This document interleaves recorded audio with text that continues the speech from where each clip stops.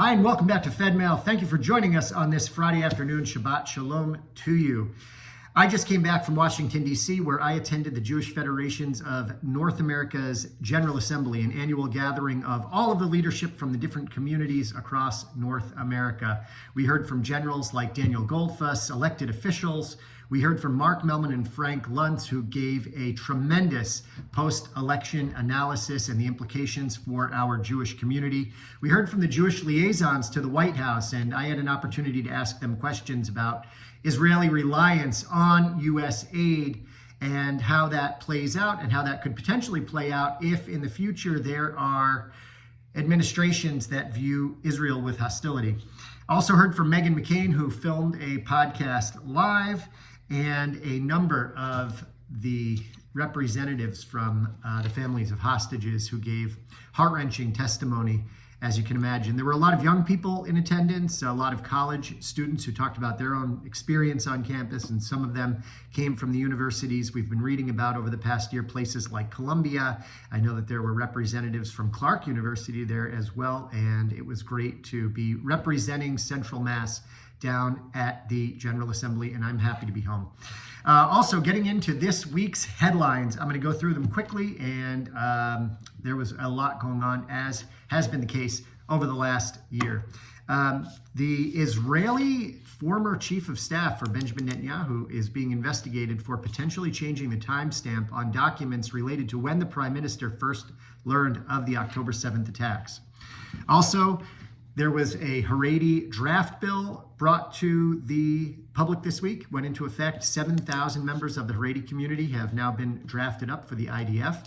And this is important, as noted in a previous edition of Fedmail when I talked about how the Miluim, the reservists in Israel, had borne the burden of this war, and there's a personnel shortage, and it's imperative, as noted by a number of cabinet members, or at least it had been noted by the former defense Minister Yoav Gallant, that the Haredi community needs to serve. Ben-Gvir is being pushed by the Attorney General for comments related to the Israeli police force meddling, as it's been noted, and Ben-Gvir said it's either me or the Attorney General who has to go. Also, Ben-Gvir made some incendiary comments related to cutting off humanitarian aid to Gaza unless the hostages are released. Also, Donald Trump, President-elect Donald Trump, has nominated or selected Mike Huckabee to be the next ambassador to Israel. Ceasefire talks with Hezbollah appear to be imminent, a possible ceasefire agreement with Hezbollah appears to be imminent, and Iran mentions that they will back a ceasefire agreement if Hezbollah says yes to it. Also, Iran gave the United States written assurances that it would not try to assassinate Donald Trump. Interesting stuff there.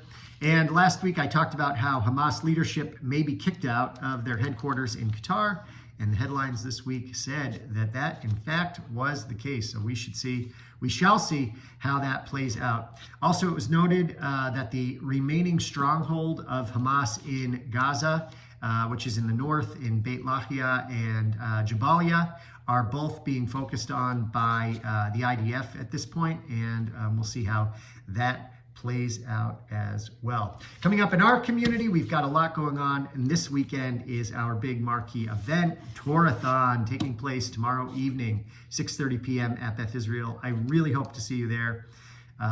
This is going to be a good one. Also, the following day, there's a craft fair.